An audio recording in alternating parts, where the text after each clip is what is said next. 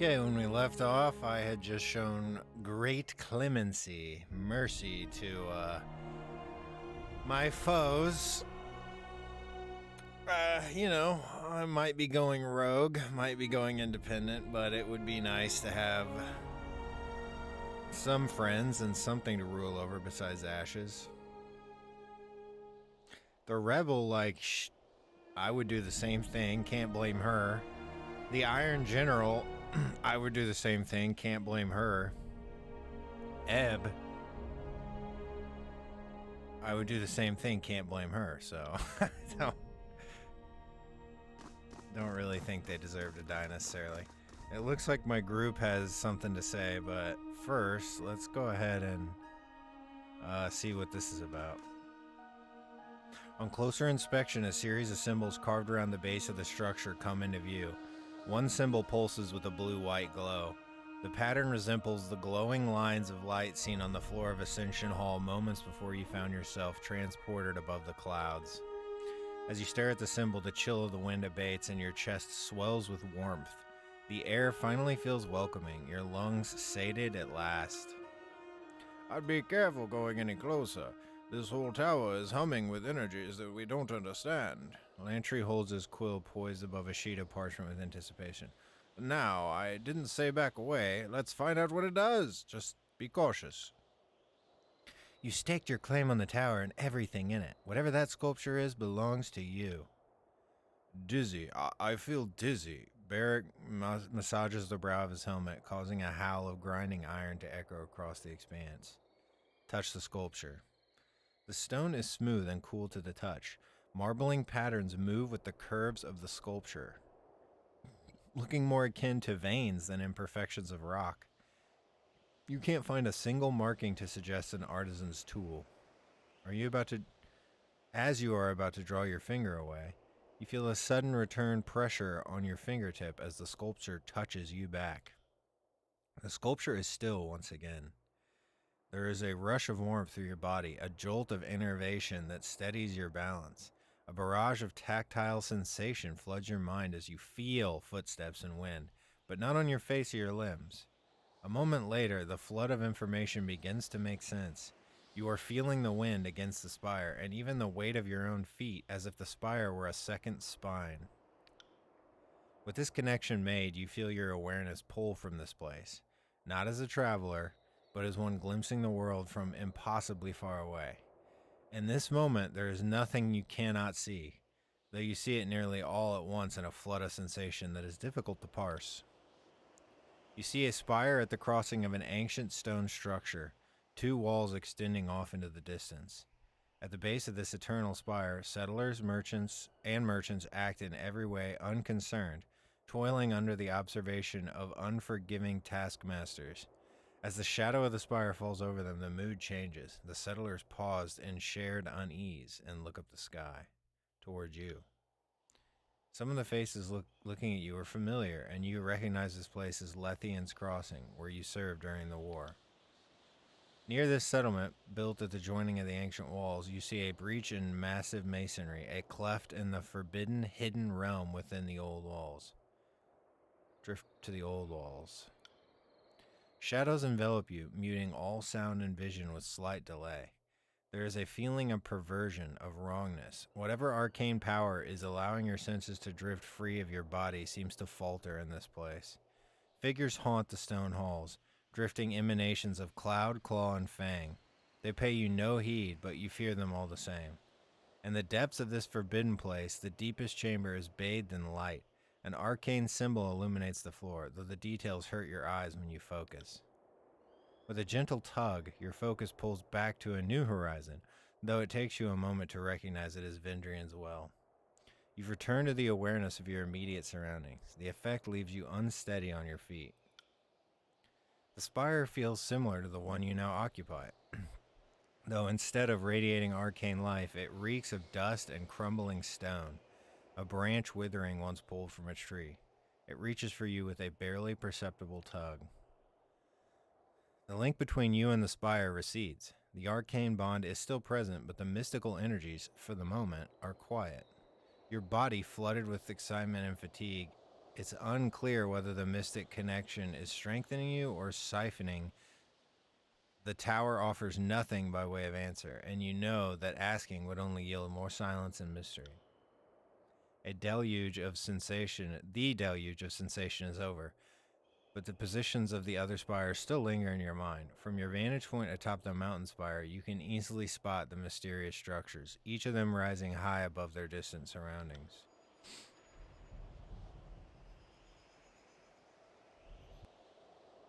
Did you sense that? Lantry signs a long sigil in the air, squinting at you as he works his cantrip.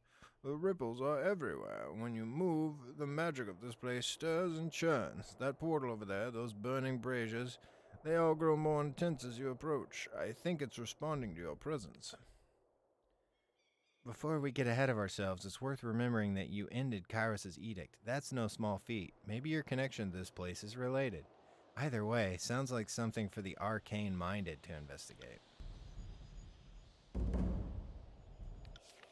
got a letter from Bledenmark. Kid, it appears you've gotten yourself into a bit of trouble, but was it treachery or merely a misstep? In the heat of combat, gut intuition is not infallible. I'll give you that. Of course, most do understand there'll be little more than a warm splatter on the ground should they decide to fight both foe and ally at once. Your saving grace is the Spire's awakening, which has floored even the Adjudicator. However, if you defy the Overlord again, the court will have no choice but to openly denounce you.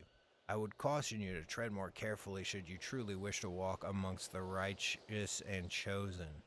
This path you now skirt is one of darkness and death. Will you keep closer to the light or the shadows, as they say? Choose correctly, or I'll be compelled to kill you, as I have slain countless detractors and archons before, understand? However, perhaps most luckily for you, as an acting agent of the court, you still have a chance for redemption. Your penchant for mayhem has brought discord on our conquests and ired our allies. Should you come to be caught by one of them, my guess is they'll have an interesting punishment awaiting for you. Come to an agreement with Asher Narat, and we all would rest easier. Do hurry if you would like to live a little longer. Oh, it's coded. Hold the missive over candlelight. Here's the real message. Kid, you got guts, I'll give you that. Of course, there will be little more than a warm splatter on your spire's floor if you defy the Overlord again so openly. I would caution you to tread more carefully should you truly wish to walk the path of darkness. Keep closer to the shadows, as they say, or I'll be compelled to kill you as I have slain countless detractors and archons before, understand? However, perhaps most luckily for you, your penchant for mayhem has caught my interest. Come to Ashweald if you would like to live a little longer. Accept. Hell yeah. The plot thickens. Okay.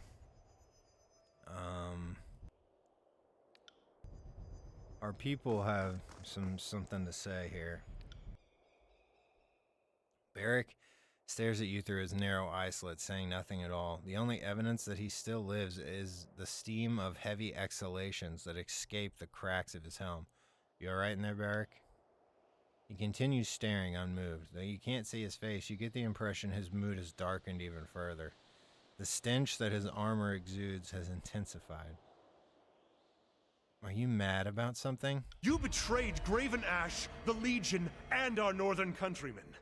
As far as I'm concerned, you are a traitor to this campaign.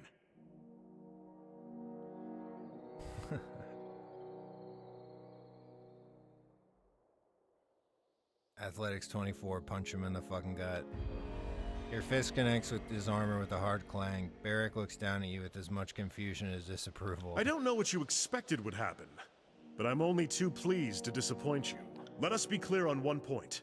You have my blade, but my heart belongs to Ash and the North. I am a weapon bound to you only by duty, nothing more.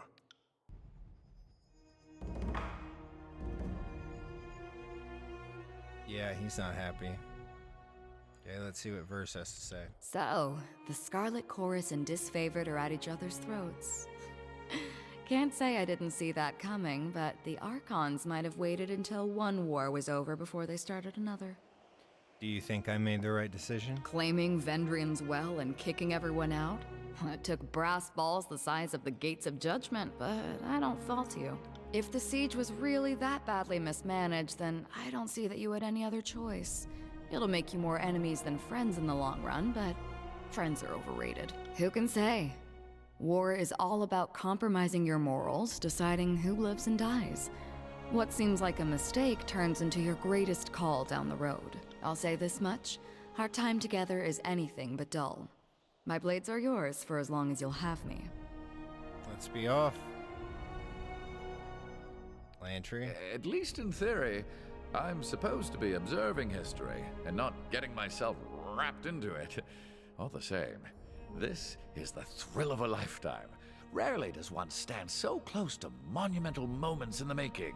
You've made a lot of enemies during the Battle of Vendrian's Well. If the Disfavored and Scarlet Chorus stop fighting each other, one or both might get the notion to crush you underfoot. There is hardly any opposition to Kairos left in the tiers.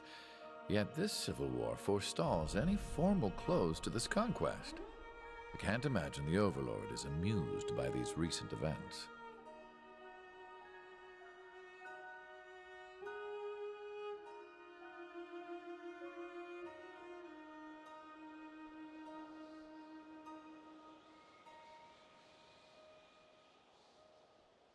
The Civil War is an opportunity to bury both of the Archons. They've signed their own death warrants. By striking at each other, the Archons have broken Kairos' peace. Guess that means you can legally do whatever's needed to bring them to justice. Yeah, we're in a good position. There's so much hearsay and he said, she said, and also the two Archons fighting that we can't really be punished for what we did yet. Whatever you do next, consider that many eyes will be upon you, for you have both delivered and taken away the Overlord's edicts, and few will know how to make sense of the latter. You are an exception the Archons cannot afford to ignore. They will likely aim to control or destroy you. Have you ever heard of edicts being broken before? Most of Kairos' edicts were either worded to end in a manner of the Overlord's choosing, or the edicts have simply continued in perpetuity. That's not to say there haven't been stories of broken edicts. They're just uncommon. The oldest is, I think, Golbraith and the Edict of Sorrows, and that tale dates back to around the year 110. Aside from you, the most recent was the Edict of Twisting Grasses, back in 380. In all these stories, Kairos' edict very clearly gives its victim a single way to escape, and someone manages it. What's never happened is the pure abatement of an edict, like using a spell of warding or cancellation. I see. Let's get going. We'll talk to Ebb later. We still need to get Lantry's story, I suppose, but I want to go ahead and go to the Bastard City. Ashwill's where we're supposed to meet Blood and Mark. Perhaps I should go there first. I need to go up here.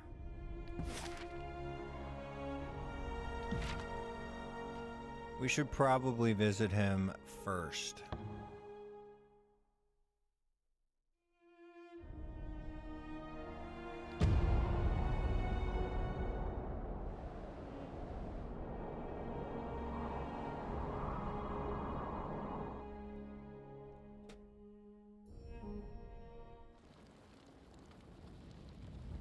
Lovely place. The fire that emanates from the tree. Oop.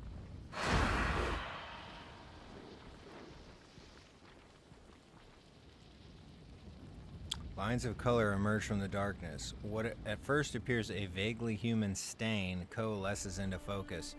Blood and Mark, the Archon of Shadow, emerges from this medium.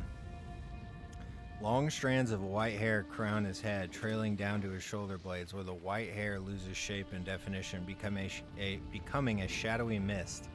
His red face paint and orange tattoos are the sole patches of warm color on his otherwise dark ebony skin. Blood and Mark.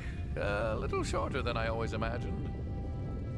Fatebinder, been a while since you saw me, but not since I saw you. The Archon clears his throat, folding his arms across his chest, with his hands resting above the bandolier of knives girdled across his midsection. Think before you speak next. I'd hate to have to kill you. I got your message. I saw what you did at Ascension Hall. You were right to take matters into your own hands. I can't believe the audacity of Ash and Arat, squabbling while an edict looms overhead, endangering all their vassals. You were right to treat such infantile antics with justice, raw and bloody. From where I stand, I would say you chose wisely. Why cater to the whims and agendas of questionable friends? Why whore your power for the approval of others? Allies are just enemies with great patience. Free yourself of such distractions and make your own way. Why are you interested in helping me?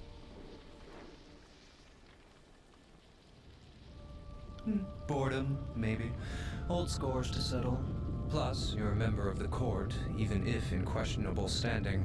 That makes you family of a type. Of course, I plan to use you to accomplish a few things I want done. Anyone who says otherwise lacks initiative or honesty. So what do you suggest I do next? If you really want your freedom from Tunon and the others, you'll need to become something the Archons cannot obliterate without breaking a sweat. There are a few relics around the tiers that, if they wound up in your hands, might give you a fighting chance. The Burning Library holds a very important treasure, the Silent Archive. There's much the sages do not know, but all that they know should be contained within the archive. Retrieve it, and in so doing, end the Edict of Fire. You're telling me to go subterfuge. 43. You're telling me to grab a book full of criminal teachings? Think I'll fall for that setup? I don't know if that's a good idea to say to him. Just because it's a skill check. I don't want to piss this dude off. I actually want him to like me. I'll say it though, because I want to see the skill check. You're telling me to go grab a book full of criminal teachings? Think I'll fall for that setup? That's just dumb. Can't fault you for being suspicious. You'll need that skill if you want to live. And yes, I'm telling you to go nab a relic filled with heretical lore. I didn't say brag to Tunon about it. And if I wanted to trick you into holding incriminating evidence, I can think of easier ways. I assume the Silent Archive is a book or scroll of some sort? I would guess as much. I have not seen it with my own eyes, only heard tell, whispered with reverence. For all I know, it's a singing stone or an arcane quill, but knowing the sages, a book is the best guess. And don't think you're simply going to saunter into the library, walk up to the archive and take it. If it were that easy, someone would have done it already. The sages love making things difficult. The archive is said to be hidden behind a barricade made from arcane energy. Only someone with knowledge of the passcode can get through. I don't know about you, but I'm fresh out of passcodes. Fortunately for you, the sages can be as dumb as they are infuriating. They supposedly left parts of the passcode around the library. If you were to find them all, you could use that to get past the barricade. Unfortunately for you, I have no clue where they are, so I hope you like sifting through soot and burnt parchment because you're about to get your fill. How does one break the edict? The Edict of Fire will burn so long as the sage's forbidden lore remains within the library. To fulfill the edict, I suggest disposing of any sages still in the library and removing any books filled with teachings contrary to Kairos. This no doubt includes the Silent Archive. Why should I break the edict? Why? Because Kairos worded the edict to be broken, and others will fear and respect you for being the one to make it happen. Good point. After that, Assuming you don't get yourself charred to a crisp, meet me here again after, and we'll discuss what comes next. wait, I have questions. Well, make it quick. What do you want to know? I'm pretty sure you can only ask this guy a very limited selection. Like, you'll never get answers to everything, so choose wisely. What do you know about... This is a good question. So the old walls are like the walls that surround... That connect this realm and kind of divide it from the other realms, and they have magical shit in them and dangerous spirits and shit. And then the spires are that tower I just got, so... What do you know about the old wall spires throughout the tiers? Now you're asking the right kind of question, kid. Fuck yeah, I chose right. What's the best thing to have when someone's trying to knife you in the back? Not an iron cuirass, think bigger, more impenetrable and taller, like stone. Spire that can quite literally raise you above your enemies. He bares his teeth, but there's no warmth to his smile. There's power that comes with standing above the rest, you know? Alright, I don't know if I care about the individual spires, but... whatever. Tell me about Stalwart's Ocean Spire. Do I care about them? Maybe I do. Let's see. A couple centuries ago, the regents of Stalwart were of a mind that greatness awaited them.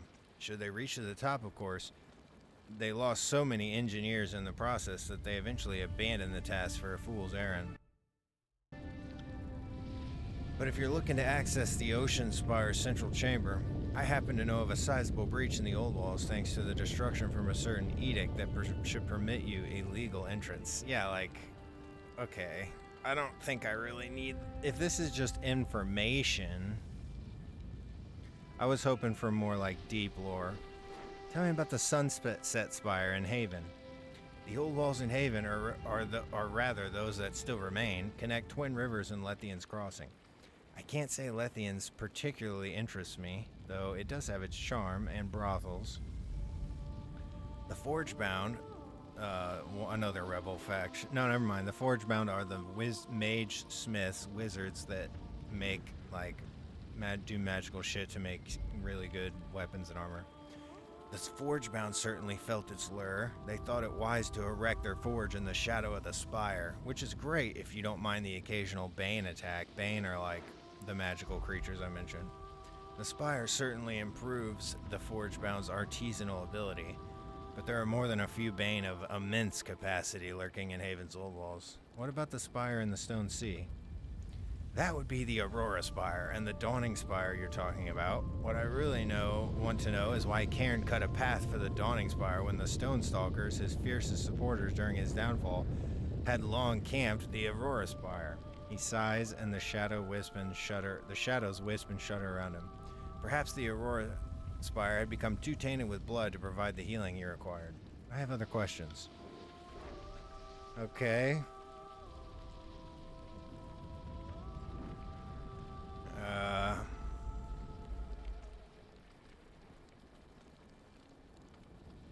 Okay, so what tell me more about I want to know more about the other Archons.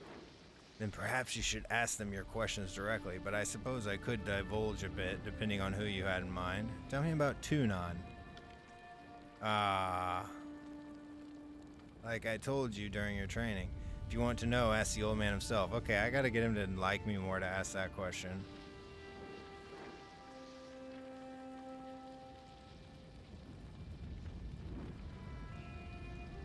What do you gain?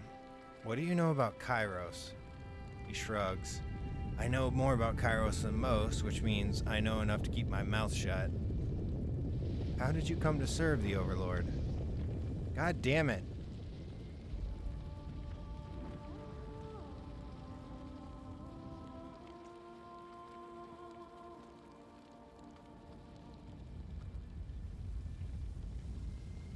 He's just fucking with me. The Overlord brutally raped my parents in front of me and then whisked me away in an elaborate series of training exercises. He's just fucking with me.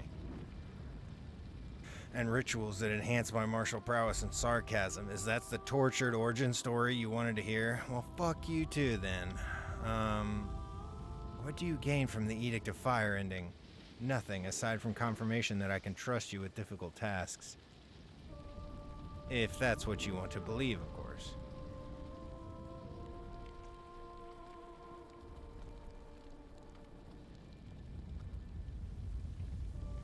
A lot of fire in that library, probably not a lot of shadows for you to use either. He clears his throat with a grimace. Well, yes, aren't you observant? The Burning Library is not the sort of place where my gifts can be used to their fullest advantage. Well, he likes us a little bit.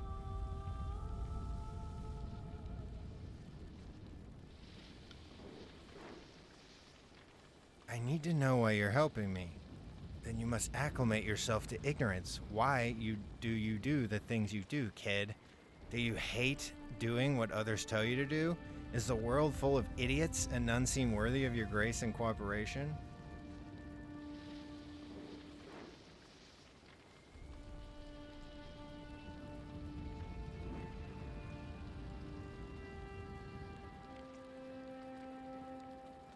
I have no desire to be the pawn of Kairos, the Archons, or anyone else. Cute sentiment, kid, but you're a spoiled little shit. You have the protection of the Archon of Justice and the freedom to play loose with his laws. You enjoy more freedom than nearly anyone under Kairos' sun, yet that is not enough for you.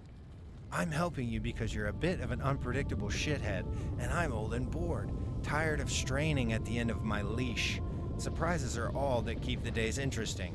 That, and you are technically a member of the court, as am I, so honor demands that I guide and mentor you, or at least try before putting you down. How old are you? You won't tell me. So you're testing me before killing me? Testing you, yes, but the verdict is still up in the air whether or not I snuff you out. Questions like this don't sell me on the notion of your longevity. Enough questions for now. The Archon dissolves into shadows. Damn it. Well, hopefully he likes us more next time and we can actually get some good, juicy information. Oh, we got a letter from Tunon, who we're about to go see. Fatebinder Siren, I have received word that your former allies have rescinded your welcome among their camps. Accusation of treachery and sedition hound you. I receive daily demands that I hold you accountable with a public trial and execution. I have assured all that I would investigate these claims thoroughly.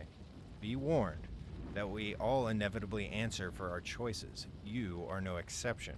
In the meantime, I understand Blood and Mark has taken particular interest in you. I trust there is no need to illustrate the implications of his attention.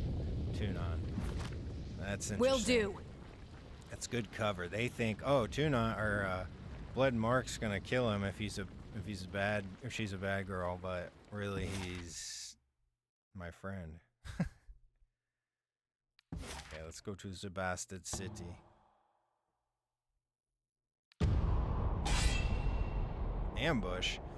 Your journey is interrupted by the feral howls of a hunting pack of beastmen. Their leader is an impressive specimen, her mane black as night and her body scarred from battle.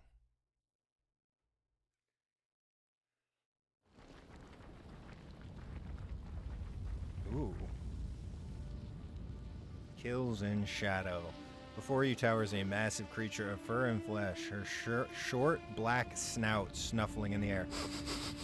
Know this scent. Stench of blood, sweat, battle, iron, and death. Stench of human called Fatebinder. Smells like alpha. Smells of strength. The beast woman cocks her head to one side, eyes bright with curiosity and red as fresh blood. Those eyes rove your body up and down, darkening with a sudden heat, with the look that a predator bestows its prey. Smells good. Smells feral. Reeks like kith. Want to hunt, claim, kill, rot. Want. Massive jaws part and a mauve tongue lolls over the side of her yellowed fangs. Thick drool drips to the ground. I'm not joining your pack, Beast Woman, but you're welcome to join mine as a beta. The Beast Woman's lips tremble and a low growl emanates from her throat. She towers above you, 8 feet plus of massive, rough-hewn muscle beneath a coat matted in places with blood. Kills in shadow is alpha. Best hunter, strong, fast, not beta to hairless beast human from North Tribe. Growl and warning. Ah! The Beast Woman sits back on her haunches, spindly. Clawed fingers groom the pelt of her neck, and she tilts her massive white head to one side, watchful. Have been awesome. stalking human centrail. Have ranged many more than 5 nights through tribe and human territories of Tyr's land, hunting for human called Fatebinder. For human who woke Horizon Rock called Mountain Spire. Have hunted hot high, cold low, wet dry. Traipsed far until paws bled, but always human who smelled of alpha evaded Beast Woman. Had to slink through shadows, fast, fast, quick, without rest to catch delicious prey at last. She tongues her blade-sharp, discolored fangs and exhales a pleased growl. Slap that bitch in the face. Thick muscles rip and flex as the beast woman rises to her full height. She towers over you, 8 feet plus of savage, rough-hewn strength. Her coat is matted and scarred. She spits a wad of blood and mucus at your feet. We'll kill. We'll rip throat out. We'll lash, twist, tear, and mangle.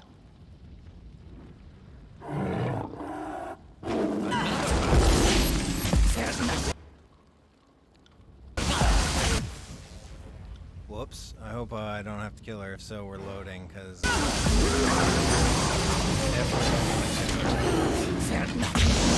Makes Beast Woman's blood run hot. Swallowed by her.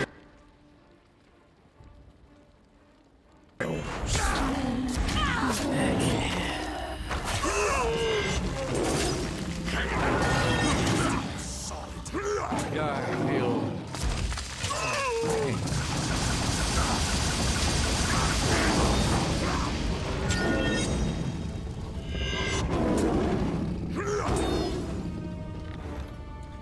Yeah, I think I fucked that up. That's fine, we'll give it a redo. I figured slapping her would earn respect, not make her want to kill me. Know this. Kills in shadow is Alpha. Have hunted hot high, cold low, wet dry. Traipsed far until paws bled, but always human who smelled of Alpha evaded Beast Woman.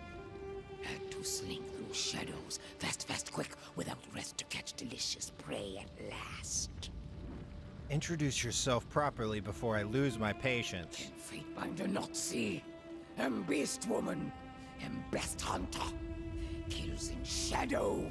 Daughter of mystic brood mother, relict, Alpha to pack of stone whelps. I'm not looking for conflict. I merely want to continue on my way.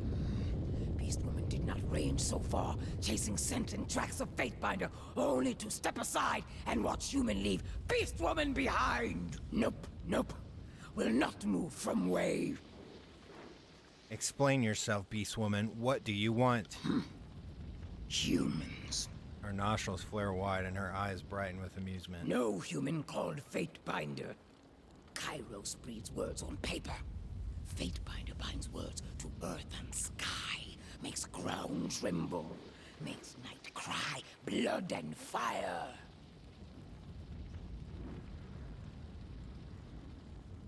What would a beast woman know of Tunon's Fatebinders? Human is not first Fatebinder. Kills in shadow has hunted. Fatebinder pisses in Kairos' eye, but is not slain. Stole Horizon Rock called Spire. Spat at Archons, yet lives. Fatebinder is strong. Smells of mystic iron death. Is vaster, tougher than rest of Kairos' kith. Okay, so maybe you've heard of me? Kairos hunts human realms to extinction. Rules tribe of blood and ruin, starvation and death. Seeks to slaughter beast women like prey. But beast women are not prey. Are not flighty, feeble-minded humans. Kills in Shadow spits a gob of tawny mucus on the ground. Beast women are savage hunters. Bred to fight kill rot, like Fatebinder who smells of Alpha. Strong always kill weak, then grow weak. Or killed is migration of life. But kills in shadow is not weak now. Will not be weak for many long seasons. Will join Fatebinder and survive Kairos' tribe. If you want to join me, it will be as my beta. Kills in shadow is not beta. But even alphas submit to stronger-willed primas. Many packs make a tribe. Is this not a thought humans also understand? Beast Woman will follow Fatebinder. Will not dominate unless Fatebinder begins to smell weak. Fine, but keep your nose to yourself. She huffs and turns to address her pack. Kills in Shadow will not shelter stone whelps anymore. Scamper, run, flee! Do not want to see shadows lurking, stalking behind. Barb Cleft is leader now. The pack hesitates, causing Kills in Shadow to emit a low, menacing growl. Will not like if Kills in Shadow catches sight or scent of stone mongrels again. Oh, yeah. I will return to our holdfast at once. Yes. Absolutely. That's fucking awesome. We now have a beast woman as a companion. Let's see. Her skill tree. Okay, we get to choose all our skills. That's nice. One side of the skill tree is focused on unarmed. The other is focused on two-handed weapons. Kills in Shadow uses two-handed weapons as one-handed. So she can dual wield two-handed weapons. Fuck yeah, we're doing that.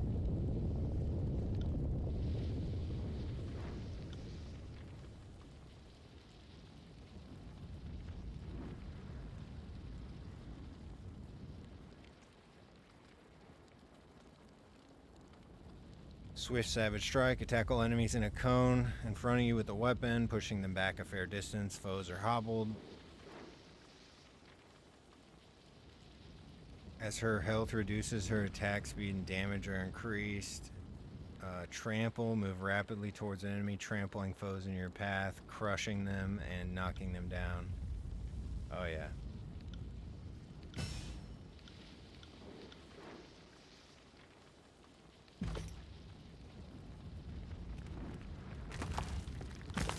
Can't do that.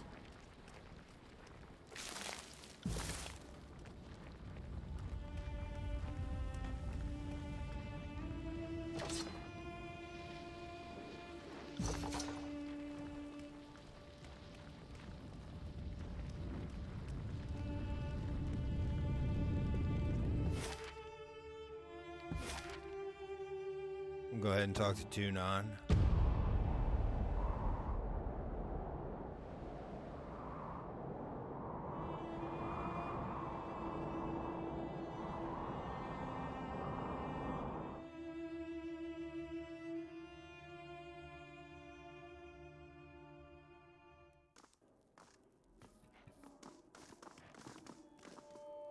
Kairos is standard, an imposing sight for both conquered and unconquered alike. Lady Lucretius. This well-dressed older woman stands apart from the milling crowds of nobles. She stares off into the distance, oblivious to your approach until you're right in front of her. Oh, greetings, Anda Lucretius, formerly of Thistleholm. You have the look of someone who belongs here, a fate binder, no doubt. Do you need something from me? What are all these nobles doing in Tunon's court? She smirks and shakes her head. Trying to look brave, I warrant, but if you crane an ear and hear any of the conversations, you'll hear a different tale. 3 years since Tunon set up shop in the Bastard City. We're still getting used to our new masters and figure out what we can and can't ask of them. I guess it's named for its position between the two realms, the Northern Empire and the Tiers. The Bastard City and the surrounding lands, known as the Bastard Tier, is a melting pot of cultures, a place of commerce and intrigue. The Tiersmen of the South view it as a place of wealth. Yeah, we've actually read this before. Tunon came here and established a court. From his foothold here in the Tiers, he and his court of Fatebinders imposed Kairos' laws on the conquered land. She nods to the assembled nobles. These are smart, ring-plenty folk. The way they approach Tunon, you'd think they were raised under a tyrant's lash. Some have come to settle a grievance, others to pledge fealty. I've been standing around long enough to know that the Adjudicator doesn't care for empty gestures. How has the Bastard City fared since the conquest? The armies claimed the city in a quieter, more organized manner than I might have expected. I can credit them that much, to be sure.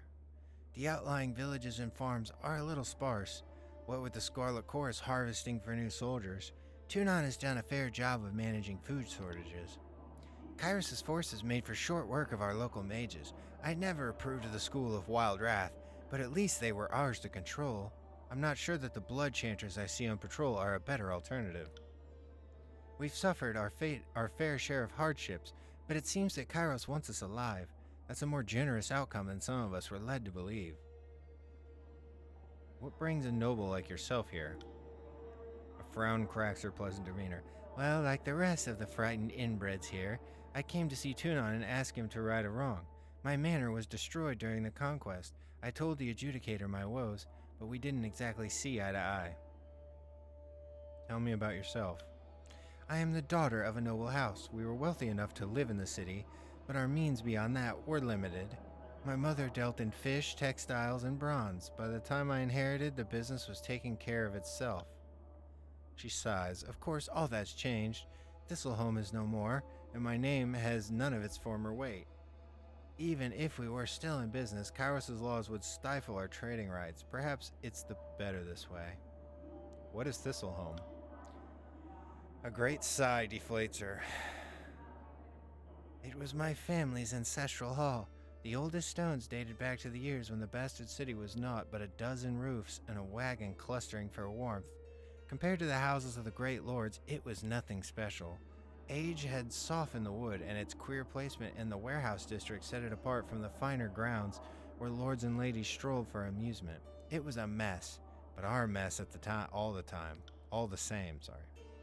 I would invite you over for tea, something stronger even, but I would only disappoint. You'll find naught there but a gaping hole.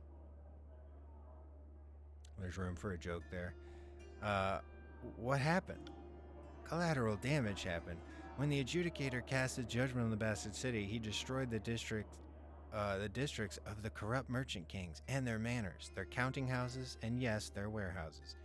Aged, dignified Thistleholm collapsed as a massive sinkhole opened up under her foundation. The bastard city's laws may not have been perfect by Kairos' standards, but my family followed them with respect and never took a copper ring more than we deserved. Shut the fuck up, you noble fucking spoiled brat. I can't help but feel that my estate was not the criminal Tunon had in mind during his sentencing. So what are you gonna do next? That's the question, isn't it? I appealed to the adjudicator, thinking he would see reason. After considering my case for all of 8 seconds, he awarded me a belt of rings and a plot of land on the outskirts of the city. Get fucked. Tunon told me to build anew and start farming. Farming? Can you believe that? Oh my god, that's what servants do. It's not even that I'm opposed to labor, but we're in war. I can't have the Scarlet Chorus breathing down my neck, raiding my crops, and Kairos knows what else.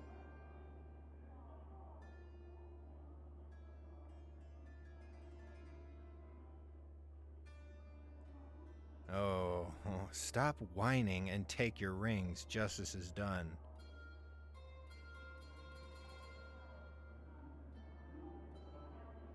I don't like her. Yeah, fuck off, bitch. The version of justice that suits you, anyway. Good day.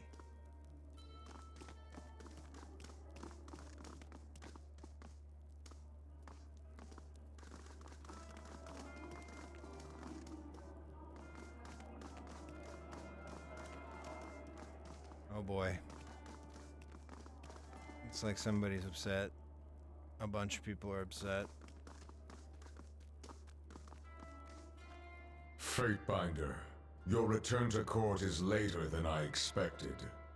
Were it not for Bled and Mark offering to vouch for your actions, I would have stripped you of title and the protections of Kairos. The Archon of Justice regards you over his podium.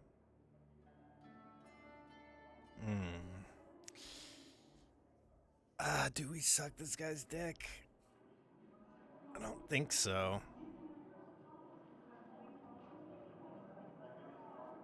Say nothing like a Chad. I will take your silence as contrition, but do not grow accustomed to a stilled tongue in my court. Let us speak of Ascension Hall. We have all manner of discordant and conflicting stories to piece together.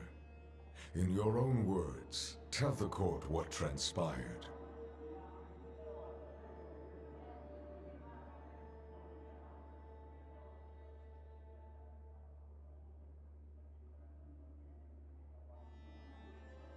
The conduct of the disfavored and Scarlet Chorus displeased me greatly. I ended the siege as I saw fit. Even if that meant alienating your former allies, driving a rift between the court and the military, and potentially upending what we've spent 3 years building together.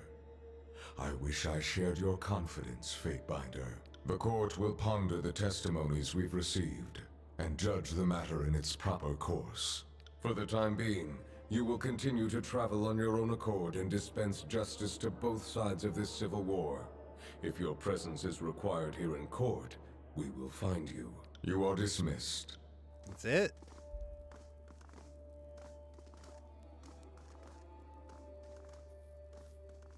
Hi. Chucklebones. Who the fuck is Chucklebones?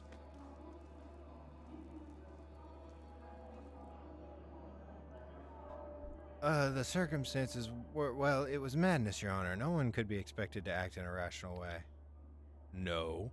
Perhaps I expect too much of my servants. Is that it? No, Your Honor, but if you hear my testimony, I think you will understand.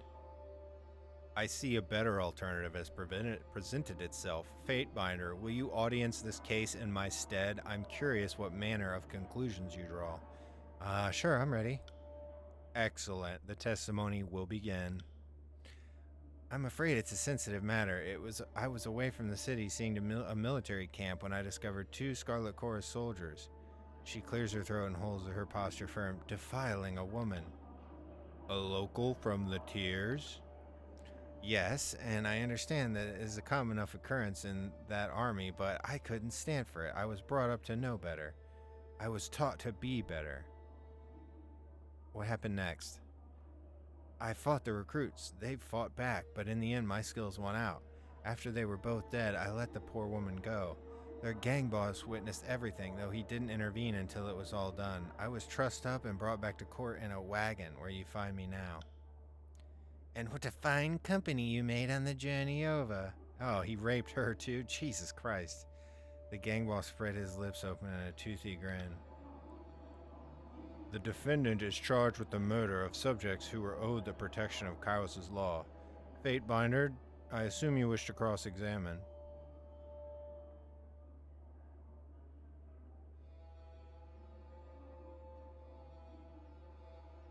To Tunon, why isn't the victim of assault a matter of concern? She was a denizen of the Tears. She has no rights under Kairos' law. This is a simple murder trial, and the defendants stand before you. I would caution against burdening yourself with extraneous variables. The gang boss didn't intervene at all, huh? If my recruits couldn't defend themselves against a glorified clerk, then their lives were forfeit as far as I'm concerned. Good fucking riddance. I'm still happy to get satisfaction out of the matter. The law is the law. All he did was joke about how the court would be merciless, laughed all the way to the bastard city, didn't seem particularly bent out of shape over his lost men. That sounds about right. So did you speak with the Tears woman? Only briefly. She thanked me before fleeing. I didn't want to keep her. She suffered enough at the hands of those soldiers. Subterfuge 34. You don't think she said anything about wishing to join the army? She glances at you with frank curiosity. The army? Not that I... Guide the witness. And she definitely wasn't in the area for that very purpose?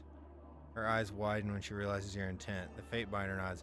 That's right, she only mentioned it in passing, but she told me she was attempting to make contact with the Scarlet Chorus. You know, to join them. That was when the soldiers attacked. I hope this has a point, Fatebinder. Do you regret your actions? She frowns in thought. No, if our positions were reversed, I would have wanted someone to step in on my behalf. Kairos' law be damned. She glances up at Tunon with momentary unease. Yeah, that's not very smart. I suppose I should keep my distance from the Scarlet Chorus in the future. I might not be able to restrain myself if I see that happening again. I'm ready to give a ruling. Very good. Present the verdict and let us be done with this unpleasant affair. This is a legal technicality. If the woman intended to join the Scarlet Chorus, she was protected under Kairos' law. Your actions were just. She delivers a bow of gratitude, holding your eye contact the entire time. Thank you for hearing my case. Fatebinder Furia, you have ducked Kairos' punishment with a technicality. Be more mindful of your delicate position in the future. Your grasp of Kairos' law troubles me. It reeks of independent thoughts honed beyond principal walls of my court, and yet it is your ruling. Dismissed. Haha.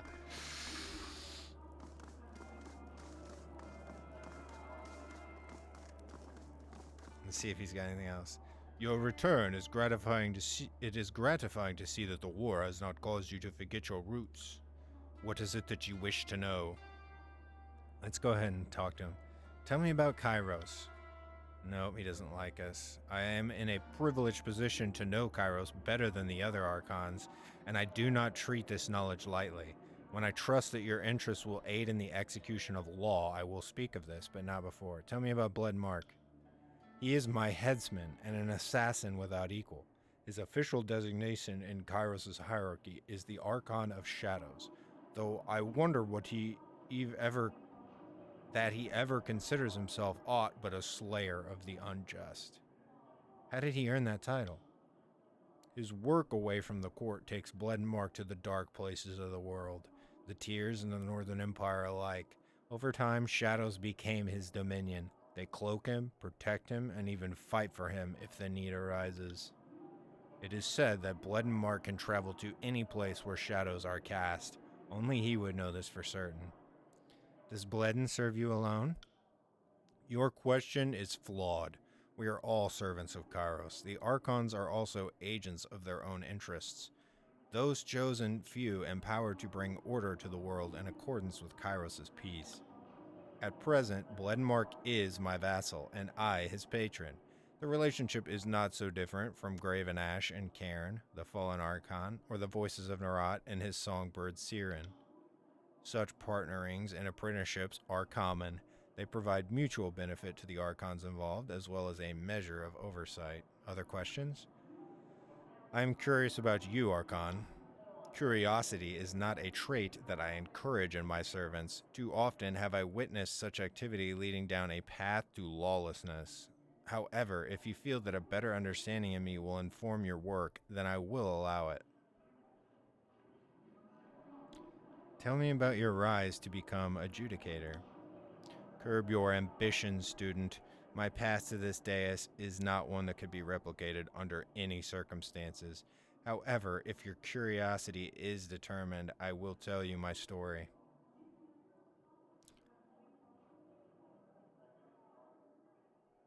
Ugh.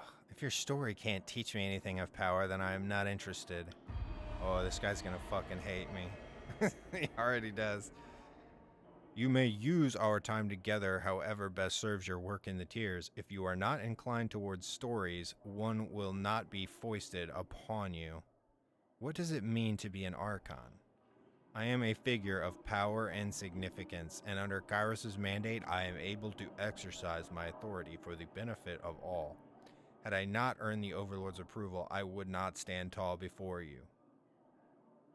Did you... Oh, he's not going to tell me this. Did you come into power yourself, or did Kairos foster your talents?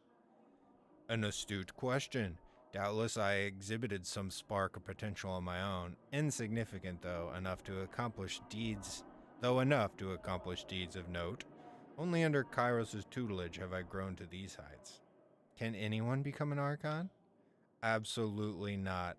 Only a precious few grow into this authority. Were it otherwise, Taratus would descend into pandemonium. Of those few who rise into power, fewer still have the self-control to make lawful use of their talents. And of course, of those who can,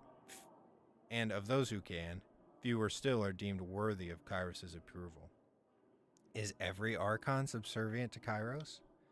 All are subservient before Kairos, but I intuit your meaning. The Overlord takes great pains to recognize potential.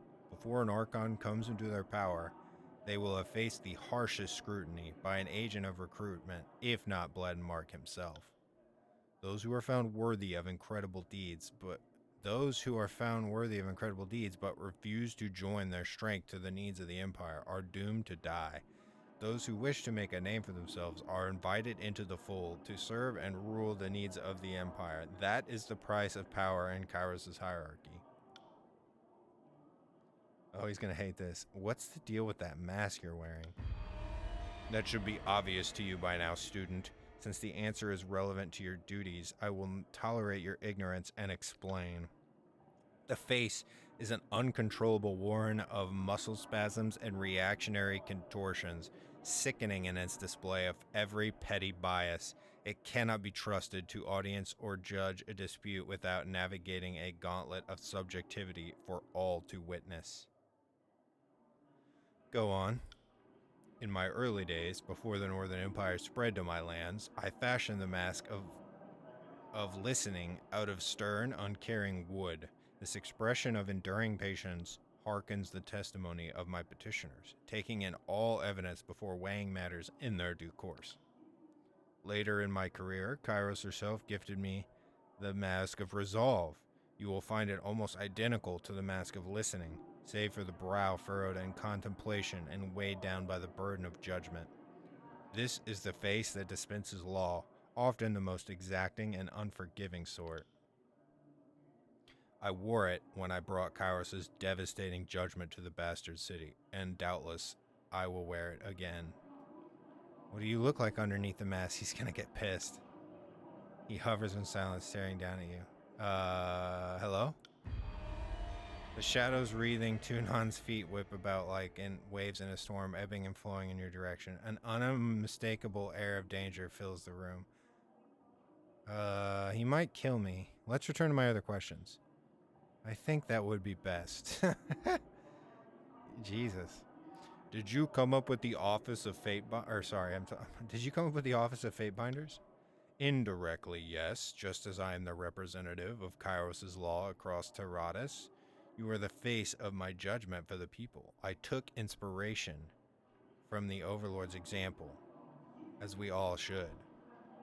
People needed an approachable face to settle their grievances, and I am not available to adjudicate on every sharecropper's dispute. The Fate Binders were an inevitable solution. Why is curiosity such a problem? Because my vassals are not selected for their independence of thought. You are an agent of law, the execution of which falls within strict confines. Your intellect may aid the tasks ahead of you, but your unwavering obedience is of greater value to me. You want a mindless drone? You flatter me, Archon. See, I understand. I mean, we can't just be outright hostile to him. I understand. Back to my previous questions. I wish to speak about matters of law. Then you're well situated, for my court is the legal heart of this corrupt and uncivilized realm. What matters draw your curiosity? You are already well versed in Kairos' laws, but I am happy to discuss the particulars. I wish to discuss Kairos' peace, the cornerstone of our wartime efforts, of course. Kairos' peace guarantees all willing supplicants under the Overlord's authority a place in the world. The exact wording of the bylaw is, your life is not yours to discard. The Overlord has plans for you. This extends to several spheres of influence. Among others, it grants protection to enemies who surrender in time of war, and it forbids suicide. To dispense with the Overlord's vassal and property is prohibited. Remind me how the Overlord's name may be used.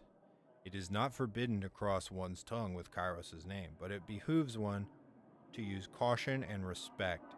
The Overlord's name is not yours to give, whether to progeny, product, location, or abstraction. Slander of the Overlord is punishable by death.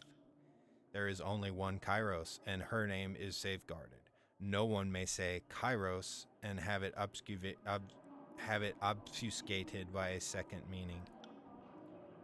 Neither will her name be associated to trivialities. A gambler will not attribute his fortune to Kairos' luck, or his misfortune to Kairos' scorn. Such an association lowers the Overlord in the public estimate and is rightly considered slander most foul.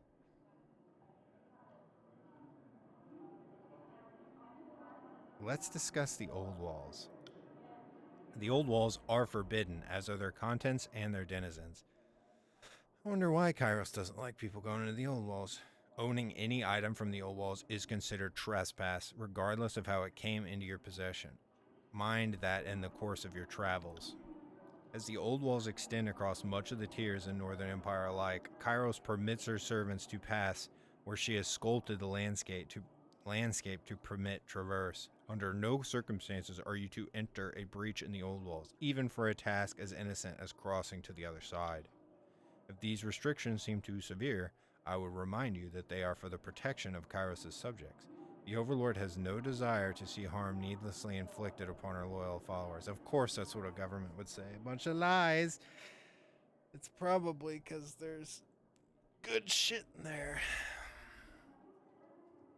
Remind me of the magician's folly. Practitioners of the arcane arts must be sanctioned by one of Kairos' guilds, such as the Blood Chanters or Forgebound. Rogue magicians with a tenuous grasp of unknown powers will not be tolerated. A sanctioned mage whose spellcasting causes damage to life or property is lawfully deemed innocent as long as they practice their art in the service of Kairos. All is forgiven. Let's speak of quotas and sharing. The harvest blooms and blights by the will of Kairos. In times of lean, you will be fed. In times of wealth, you will feed others. The law is a sizable category unto itself, serving many needs at once, trade and tax being only two examples. The broadest intent of the law is to empower Kairos' subjects to care for their neighbor and expect care in return. You might take note of the law's application to trade, a merchant's right to peddle their wares. It is defined by permits granted annually. The regional authority has the right to decide if a merchant sells cabbage one year and sandals the next. Anyone breaking through their restrictions is subject to immediate forfeiture of all their assets. You need not concern yourself over the nuances, at least until they apply to this contested realm in a time of peace. I'm curious about the restriction on forbidden knowledge. Kairos herself sets the standards of what can and cannot be known. These restrictions are rarely enforced, but they are worth taking into account. During the war, for example, Kairos deemed the knowledge of the Vellum Citadel taboo. No one may possess the wisdom of that fallen repository, save Kairos herself. This is for the protection of her subjects. Before the coming of Kairos, during the ages of anarchy and discord, powerful knowledge in undeserving hands leveled empires without thought or mercy. Kairos has no desire to revisit those dark times. Am I beholden to these laws? This should not be a question. We are all subjects of Kairos. Her laws define and regulate our very way of life. With that said, as an agent of law, you are granted more leeway than a soldier or citizen. You may find yourself compelled to commit morally questionable acts in the name of Kairos. If it serves the court's justice, much may be forgiven. If the court finds any of your actions suspect, we will summon you to answer for yourself. Your testimony will be heard and judgment will be rendered. If you are exceedingly curious about the application of Kairos' law, I find it refreshing that you would seek my counsel, Fatebinder. Enough for now. I need Favor to actually get anything else out of him. Okay, we'll finish up. We'll go ahead and end it here, and when we come back, we'll finish talking to everyone in here. Peace. I'm sure they love the Beast Woman here.